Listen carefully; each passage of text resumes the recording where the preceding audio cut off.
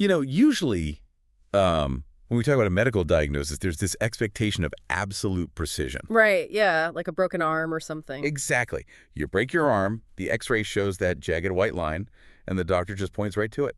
Clean and simple. Yeah, it's clean. It's visible. And I think it's comforting, to put things into neat little boxes. Oh, absolutely. But when you step into the world of socio-political dynamics, historical trauma, community tensions, that x-ray machine just completely shatters. It really does. You're just left trying to diagnose this incredibly murky landscape.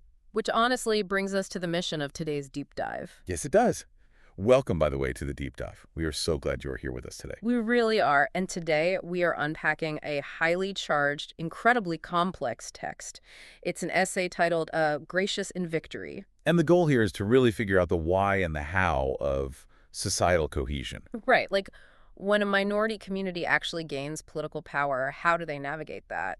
And how does this modern impulse we have to, I guess, strip away the nuance of complex issues, how does that actually threaten our day-to-day safety? So this isn't just us, recapping a recent news story. No, not at all. It's a deep exploration of the actual architecture of how people live together. We're pulling from history, political science, socio-legal analysis, all of it. And look, because we are examining the architecture of these very real, very raw social dynamics, we have to state right up front that we are inherently dealing with intensely sensitive topics today. Extremely sensitive. We're going to be talking about Israel, U.S. political figures like Donald Trump, religious tensions, hate crimes. It's a lot. It is a lot. And our role here, just to be crystal clear, is to impartially explore the fascinating idea, the empirical data, and the specific mechanics of the arguments presented in this text. Exactly. We are absolutely not taking sides here. Not at all. We aren't endorsing any political viewpoints, and we aren't validating any overarching narratives. Uh-huh. We are just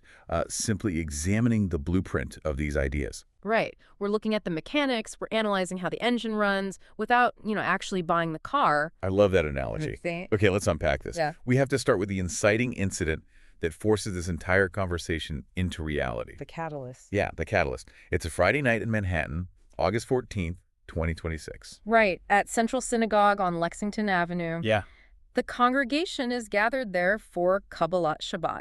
And, for anyone listening who might be unfamiliar, this is a deeply joyous, anticipatory service. It literally translates to receiving the Sabbath, right? Exactly, receiving the Sabbath. And at a very specific point in the liturgy, the entire congregation actually physically turns around. Wow. Okay. Yeah, they face the entrance of the sanctuary, symbolically welcoming the Sabbath in like a bride. So it is this moment of just complete openness. Total openness. And into that openness walks a man named Larry Montez. He's 46 years old. He's from the Bronx. And he just disrupts the prayer. Right. And when security attempts to kind of guide him toward the door, the whole situation completely fractures. It turns violent. Montez strikes a congregant. He damages property. He actually headbutts a security guard. Jeez. Yeah.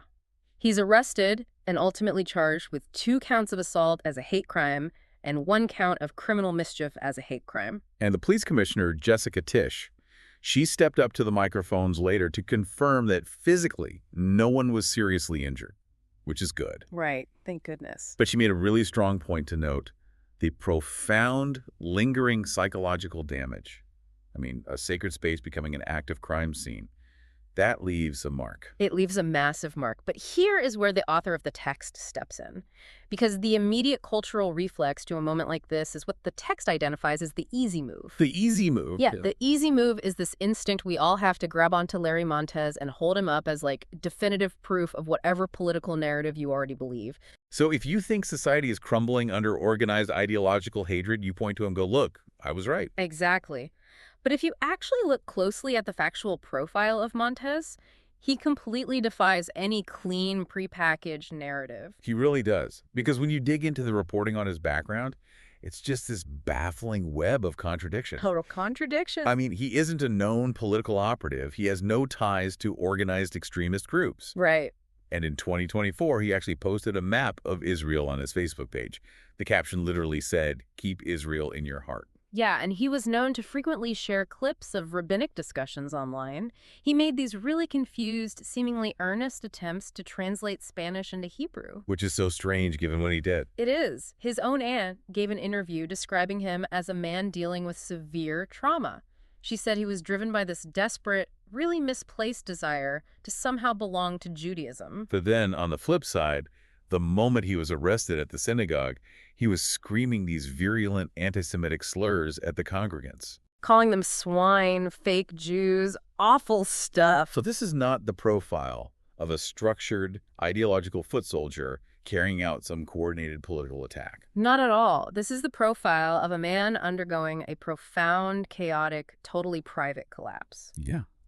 On a random Friday night, he simply found the nearest available, highly symbolic object, which happened to be a synagogue on Lexington Avenue. Yeah. And he just directed the entirety of that personal collapse right at it. I have to push back a little on the expectation here, though. I mean, think about it from the perspective of the listener. If you are sitting in that pew, or even if you're just reading the news on your phone the next morning, human nature dictates that you see a violent attack on a marginalized group, and you instantly assume it's part of a broader organized political movement. That's sure. Right. Like in the climate we live in, when you see a hate crime, your brain naturally scans the horizon for the hate group that ordered it. It just feels, I don't know, naive to write it off as one man's private mental breakdown. It is an entirely natural human instinct to look for the pattern. We are pattern-seeking creatures. Yeah, exactly. But the text argues that leaning into that instinct here is intellectually dishonest. Interesting. The author refuses to accept a charge that the facts of Larry Montez's life simply do not support. This attack, terrible as it was not the fruit of any Muslim speech. Right. It was not the byproduct of organized political rhetoric from that community.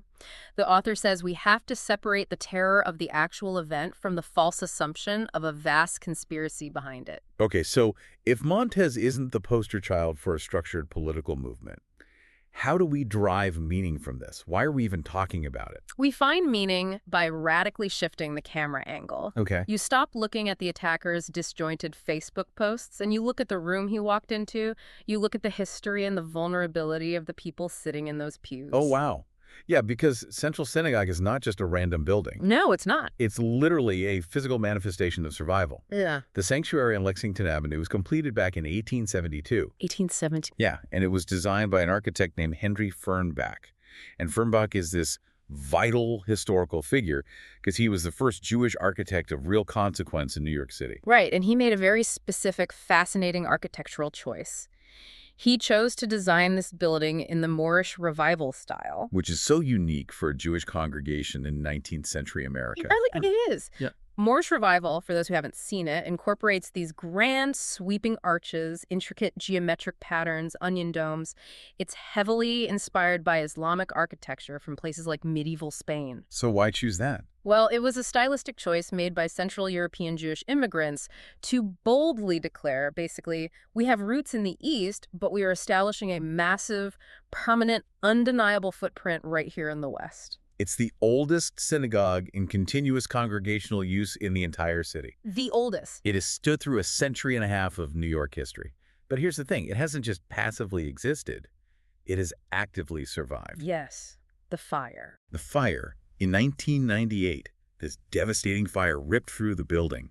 The heat was so intense that the massive roof completely collapsed right into the sanctuary. I can't even imagine. And, you know, a lot of congregations might have taken the insurance money, sold that prime Manhattan real estate, and just built a modern glass box somewhere else. That would be the easy road. Exactly.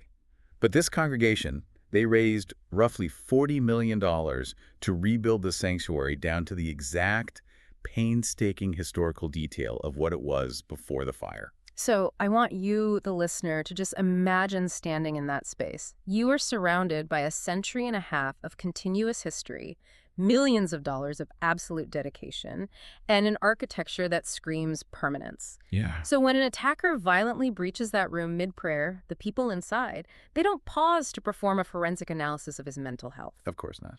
They feel the vulnerability that a century and a half of Jewish New York has trained them to feel. Their relationship to those walls is quite literally a relationship to survival. But that intense feeling of vulnerability inside the sanctuary, it isn't just an emotional echo of the past, right? No. It's a reaction to a very real, measurable shift in the atmospheric pressure outside those doors. This feeling of being targeted doesn't happen in a vacuum. Right. And to understand if that fear is justified or if it's just, paranoia, We actually have to look at the math. We have to look at the empirical data. Which brings us to Jeffrey Cohen's research. Exactly. This is a crucial piece of data. It's a 2025 study by sociologist Jeffrey Cohen, published in the journal Religions. He analyzed survey data leading all the way up to 2024. And his goal was to quantify the actual climate of anti-Semitism, right? Right. Not just rely on anecdotal feelings or Twitter vibes. Right, because vibes aren't data. Cohen used a methodology that sociologists call a feeling thermometer. I remember these from college poli-sci classes. It's pretty straightforward. You just ask respondents to rate how warm or cold they feel toward a specific group on a scale from 0 to 100. Exactly. And over the decade between 2014 and 2024, Cohen found that anti-Semitic attitudes rose in about half of the countries measured. And in the U.S. specifically? In the United States, the average warmth toward Jews dropped from a score of 71.5 to 68.6. Okay, and he also tracked specific individuals over time, didn't he? He did, using panel respondents, and he found a very specific correlation. Individuals who grew more critical of Israel over that 10-year period also grew measurably cooler toward Jews as a whole.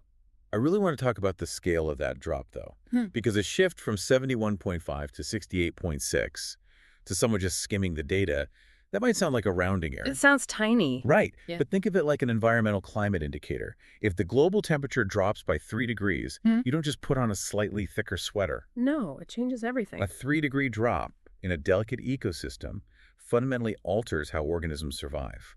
It changes the frost patterns, it alters the growing seasons, it disrupts the entire food chain. That's a great analogy. So a modest statistical drop on a survey that translates to a very real lived chill in the air for the people navigating that society every single day. It does. And the author points out that the interpretation of this data requires a lot of maturity. You really have to hold two conflicting truths simultaneously. Okay, what's the first truth? The first truth is that the alarmist, the people who claim American society has been completely overrun by an apocalyptic wave of Jew hatred, they are empirically wrong. Right. The data doesn't support that. The data simply does not show a total societal collapse into radical hatred. The drop is, as Cohen himself characterizes it, small to modest. But the second truth is aimed directly at the people who argue the exact opposite. Right. The people who say the criticism of Israel has absolutely zero spillover effect into how Jewish people are treated in everyday life. Yes, those people are also empirically, statistically wrong. The correlation might be modest, but it is definitively not zero. The data proves the spillover is real. The climate really has cooled. And that cooling climate is heavily engineered by the rhetoric we consume. Which leads us to the second major study the text brings forward. Ooh, this study is wild. It is. It's a piece of research that maps the exact mechanism of how online rhetoric actually manufactures real-world violence. And the text explicitly states this study should, quote, stop American Muslims cold. Yeah, so this is Karsten Miller and Carlos Schwartz, published in 2023. They wanted to solve that classic causation versus correlation problem, right? Exactly. Does political rhetoric on social media actually cause people to commit hate crimes? Or do hate crimes and angry tweets just happen to spike at the same time because everyone is agitated by the news? The classic chicken and egg. Right. So to solve this, Miller and Schwartz use what economists call an instrumental variable. They looked at the early diffusion of Twitter. I love this methodology. Yeah. Let's break down how an instrumental variable works here for the listener. Go for it. So the researchers looked for areas in the United States that adopted Twitter very early on.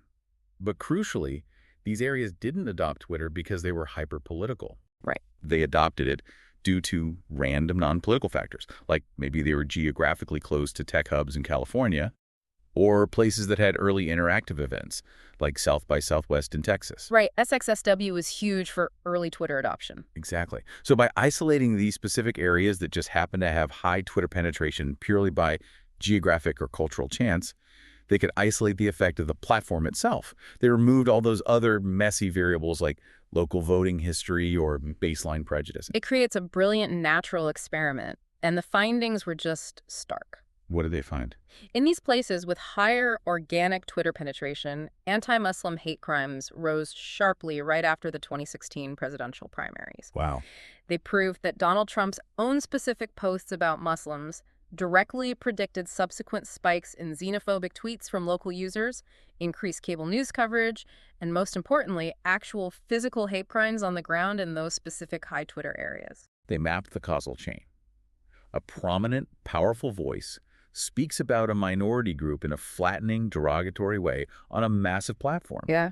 A stranger consumes that rhetoric, steps away from their computer, walks out into their local community, and physically assaults someone. The rhetoric doesn't just accompany the violence, it produces it. But wait, how does the text connect this back to American Muslims today? Because the study was about anti-Muslim hate crimes. Right, and the text highlights a profound irony here. In 2016, when American Muslims were the primary targets of this rhetoric, they deeply understood this mechanism. Of course. Muslim advocacy groups correctly cited this exact kind of data. They pointed to the science and said, look, your words on these platforms are translating into broken windows in our mosques and violence against our community. But the text argues you can't just, file that science away in a drawer the moment your own political position improves. Exactly. You cannot believe that the laws of gravity regarding rhetoric and violence only apply when you are the one falling. An honest assessment of the present moment requires acknowledging that the political power dynamics for American Muslims, particularly in places like New York City, have shifted dramatically since 2016. They really have. Muslim organizing in New York has achieved real, tangible institutional weight, which, by the way, is a massive triumph of civic participation. It is. But with that arrival at the table of power comes a massive temptation. The temptation is to look back at the rules of fairness, inclusion, and careful rhetoric that you demanded while you were fighting your way up, and decide that those were just tactics. Just tools you use to get leverage, rather than unshakable moral principles. Here's where it gets really interesting, because we have to look at how that newfound power is actually being wielded right now. The text gets highly specific about local New York City governance. Yes, the current administration. Right. We are currently looking at an administration led by Mayor Zoran Mamdani, who is Muslim. And a major controversy recently erupted surrounding his advisory committee on the judiciary. Now, this committee is highly influential. It's an 18-member panel that plays a massive role in shaping the city's courts. And what happened?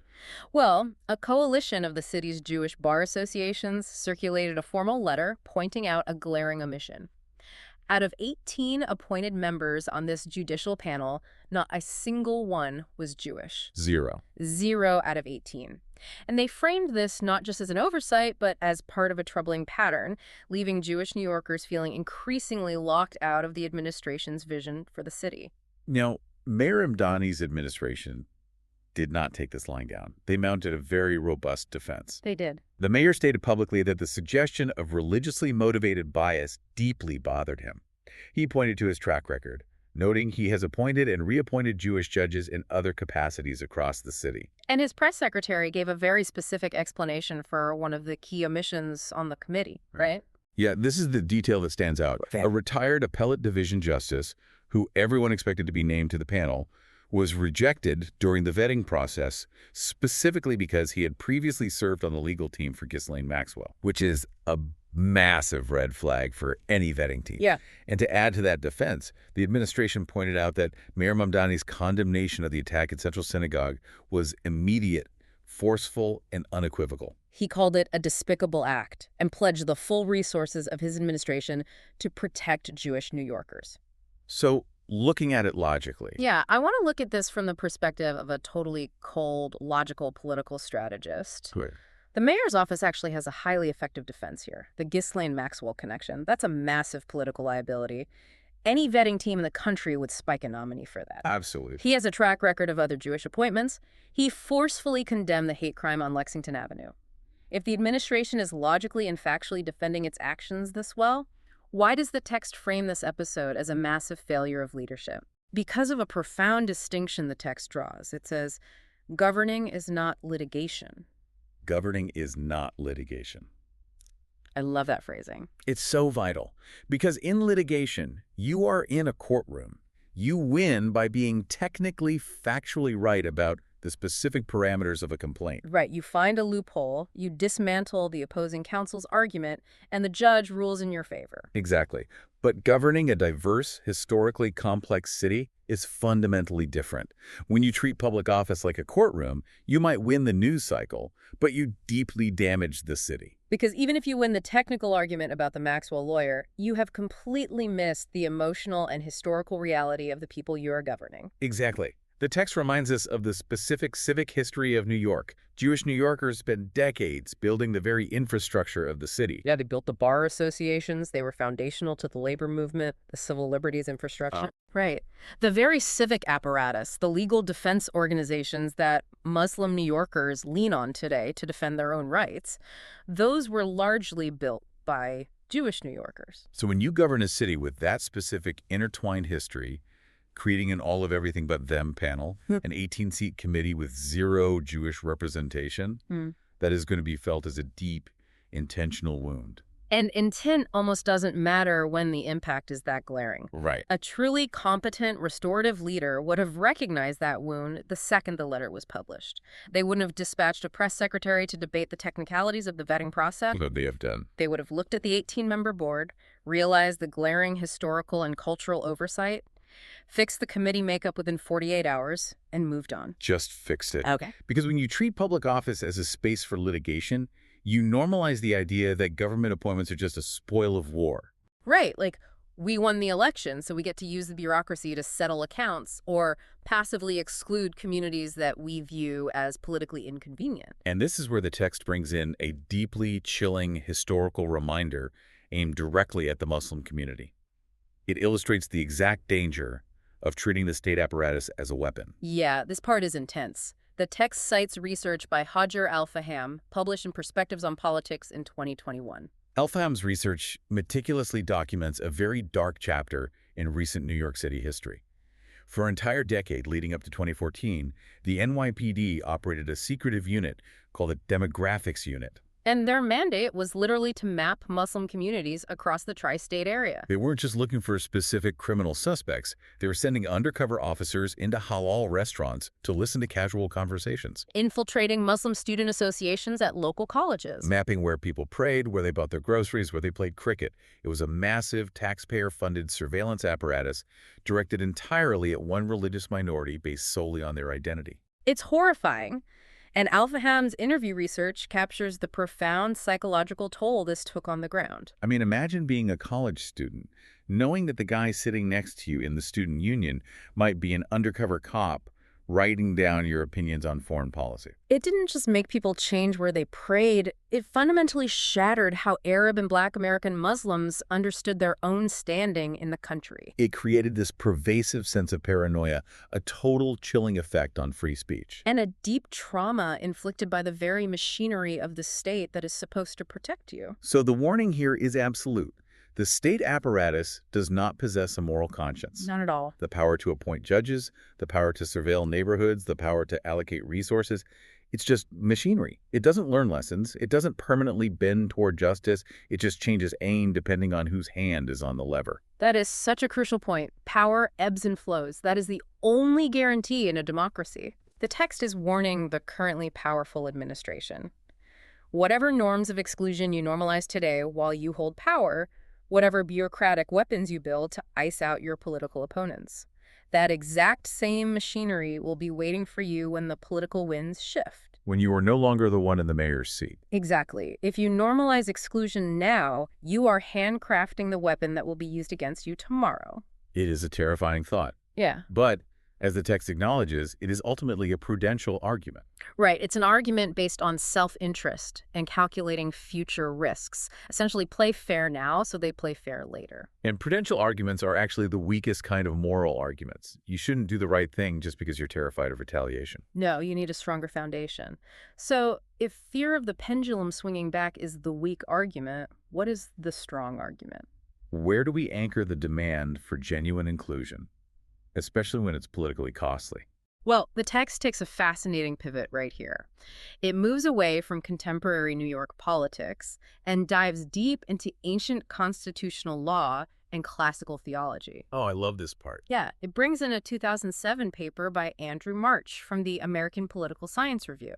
March's work explores the Islamic foundations for how Muslims are supposed to navigate living within non-Muslim liberal democracies. He looks at the classical tradition, which views a Muslim's residence in a polity that is not their own as fundamentally a matter of contract. The classical Arabic terms are ad and aman. These concepts represent deeply binding covenants of security and good faith. And March establishes that under this tradition, minority communities are not just passive guests who exist purely on the sufferance or the good mood of the majority. Right. They are active legal parties to a binding agreement. And the core nature of a truly binding agreement is that it works in both directions. Furthermore, agreements are most meaningful and most legally and morally binding precisely when keeping them is highly inconvenient. Oh, say more about that. Well, you don't prove your commitment to a contract when it aligns perfectly with your political goals. You prove it when upholding the contract costs you something. Right. When your political base is screaming at you to break it, but you hold the line because your word is your bond. And to ground this in the oldest possible precedent, the text goes all the way back to the foundational days of pluralistic political community in the Islamic tradition. We look at a 2009 socio-legal reading by Saeed Amir Arjomand, published in the International Journal of Middle East Studies. Arjomand analyzes a document known as the Constitution of Medina. Let's set the scene for that, because context is everything here. Definitely. In the early 7th century, the early Muslim community relocated from Mecca to the oasis city of Medina.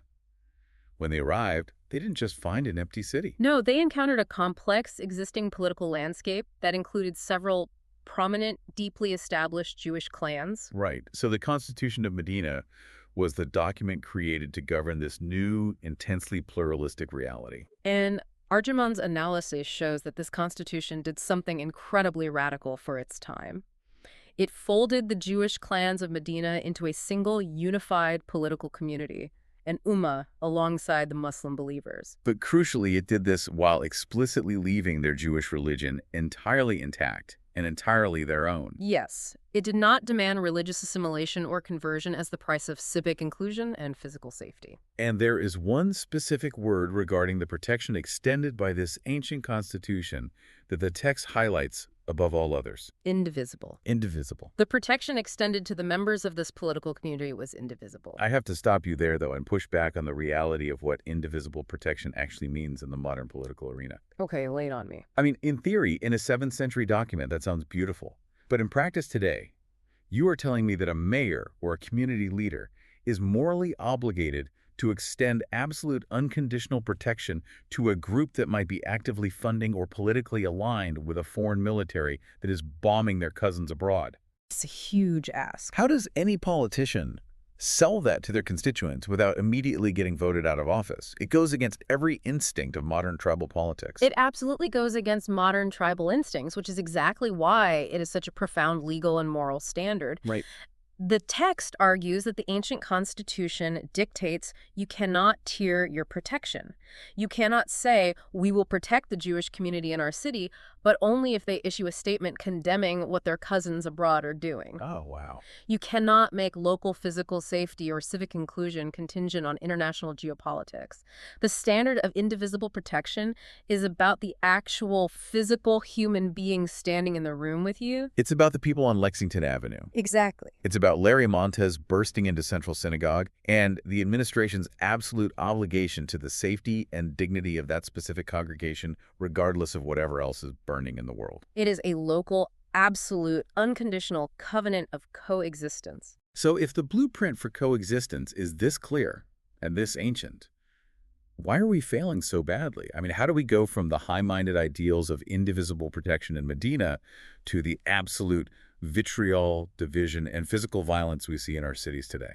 The breakdown happens through a very specific psychological and political process that the text identifies as flattening. Flattening. Let's define that, because it feels like the core diagnosis of the entire essay. Flattening occurs when a political movement, or even just an individual's worldview, organizes itself entirely around a single, massive foreign conflict. Okay. And in doing so, it begins to view the entire opposing side, millions of diverse people, complex histories, varying political factions, as one single, undifferentiated monolith. It strips away all complexity. I think of it like looking at the world through a deeply compressed, low-resolution JPEG image. Oh, that's a perfect way to put it. You know when you take a complex photograph and compress the file size way too much? You zoom in, and instead of seeing fine detailed shadows and distinct lines, you just see giant blocky pixels of a single color. You literally lose the data. Right, you lose the data. In this low-res political view, a person loses the cognitive ability to distinguish between radically different things. You can no longer tell the difference between a Reformed Jewish congregation praying on Lexington Avenue in Manhattan and a militant settlement outpost thousands of miles away. The flattening erases the pixels of reality. The text points out that this low-resolution view makes it impossible to see the Israeli human rights lawyers fighting in court against their own government. It blinds you to the refuseniks who go to prison rather than serve the military. It ignores the Palestinian citizens of Israel navigating their own deeply complex, contested politics. It deletes the hundreds of thousands of people who spend years protesting in the streets against their government's policies. When you flatten a society, you delete all of those people. You delete their struggles, their dissent, their basic humanity. And the text makes a very uncompromising assertion regarding morality here. It says moral seriousness requires high resolution. Yes. If your worldview is so flattened that it cannot distinguish between a century-old synagogue in New York and a foreign ministry press release, then you do not actually possess a strong political view. You possess a lazy, low-resolution one. You have abdicated your basic responsibility to see the world as it actually is. So if flattening is the disease, this low-resolution, monolithic tribalism, what is the cure? Is it just about, I don't know, policing our tone on Twitter? How do we actually stop a community, a city, from falling into this trap and ultimately turning to violence? This brings us to the final and perhaps most vital piece of empirical data. A landmark 2001 study by political scientist Ashutosh Varshney. Published in World Politics. Yes. Varshney's work is this massive, exhaustive, comparative study on ethnic violence. He specifically looked at cities in India, but the implications apply to any pluralistic society globally. What was he trying to figure out? He wanted to answer a fundamental question. When political tensions rise, when a controversial incident happens and the rhetoric gets scorching hot, why do some cities completely burn with ethnic violence, while other demographically identical cities remain totally peaceful? What is the actual variable that prevents a city from tearing itself apart? And Varshney's findings completely upend what most people intuitively assume. He found that the variable that predicts peace is not the poverty level of the city. Wow. It's not the level of historical grievance between the communities. It isn't even about magically toning down the intensity of the political rhetoric. So what is it then? He discovered that the true predictor of peace is the density of associational ties across communal lines. Let's break down associational ties, because Varshney makes a very specific distinction here between informal ties and formal ties. Yes, he does.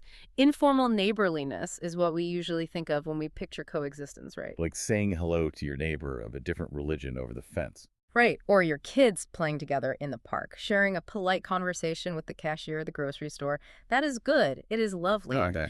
But Varshney found that when a crisis hits, when a rumor starts flying on WhatsApp that someone from Group A attacks someone from Group B and the mob starts forming informal neighborliness is incredibly fragile. It shatters almost instantly. Exactly, because when the mob is marching down the street, just knowing the guy next door isn't enough structural power to stop the momentum. You need something heavier. You need formal ties. What actually prevents the violence are formal cross-communal institutions. We are talking about integrated business associations, trade unions, professional bodies, formal civic coalitions. These are organizations where people from different ethnic and religious backgrounds are bound together by shared economic or professional interests. And they have to meet, negotiate, and work together on a regular, structured basis. But how does a trade union or a business association actually stop a riot in practice?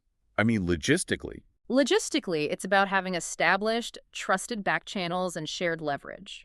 When a rumor starts, the leaders of the Integrated Business Association can pick up the phone, call their counterparts in the other community, verify the facts, and deploy their shared economic influence to calm their respective communities down. Oh, wise. They have an established, formal channel of trust that bypasses the panic. They are the literal architectural load-bearing walls of a community's safety. Yes. Graciousness, inclusion, appointing a diverse judiciary committee. These aren't just decorative elements of a progressive society to make everyone feel warm and fuzzy. They are structural firewalls. But the timing of building these walls is everything. The text issues a profound warning here. You have to build these institutions, these inter-ethnic coalitions and professional bodies during a season of strength. When you have the power. Yes, you have to do the hard, sometimes politically costly work of inclusion when you are winning. Because if you wait until the season turns, if you wait until a crisis is already upon you and the mob is forming, it is way too late. The firewall has to be built before the fire starts. Exactly. Man. As we wrap up this deep dive, let's just trace the massive journey these sources have taken us on today. We started with the sound of breaking glass and a violent outburst at a Moorish revival synagogue on a Friday night. We looked at the complex, contradictory private collapse of Larry Montez, refusing the easy move of turning him into a political monolith. We examined the hard empirical data showing how a cooling societal climate and political rhetoric on platforms like Twitter measurably manufacture real-world hate crimes. We analyzed the missteps in mayoral politics, learning the hard way that governing a diverse city requires restorative competence, not just winning technical arguments like a lawyer in a courtroom. We dug into the ancient wisdom of the Constitution of Medina, discovering a centuries-old blueprint for indivisible protection based on physical presence, not geopolitical purity. And finally, we arrived at Ashutosh Varshney's data, proving that to survive the low-resolution flattening of our polarized world, we have to build high-resolution, formal, cross-communal institutions. We have to build the firewalls. The author leaves us with a deeply moving moment from the morning after the Central Synagogue attack. Rabbi Andrew Kaplan Mandel stood before his traumatized congregation and asked them to simply breathe in peace and breathe out fear. Wow. Reflecting on this, the text doesn't claim to know what the rabbi expects from the American Muslim community or from city leadership. But the conclusion drawn from all this data and history is absolute. The dignity of the person praying in the building next door is never, ever contingent on a political argument. And a community is most obligated to affirm that dignity precisely when they are the ones holding the power. It is a stunning challenge to anyone who holds power anywhere. It really is. Now, before we sign off, I want to leave you, the listener, with one final provocative thought. Something for you to mull over that wasn't explicitly in the essay, but builds entirely on this idea of Varshney's firewalls. Let's hear it. If Varshney's research is right, if formal, local, cross-communal institutions like a local trade union or a neighborhood business council are the only true, proven structures that prevent societal violence, is our modern obsession with digital, global, low-resolution internet arguments actually preventing us from building the local firewalls we need to survive the next crisis? Oh, man. Are we spending so much energy fighting a flattened war on our screens that we're completely forgetting to build the load-bearing walls in our own zip codes? That is the defining question of our era. Thank you so much for joining us on this deep dive. It's been an intense, incredibly rich journey, and we really appreciate you spending this time with us to look past the easy moves, keep questioning the narratives, keep seeking out those high-resolution perspectives, and whatever you do, keep exploring. We'll see you next time.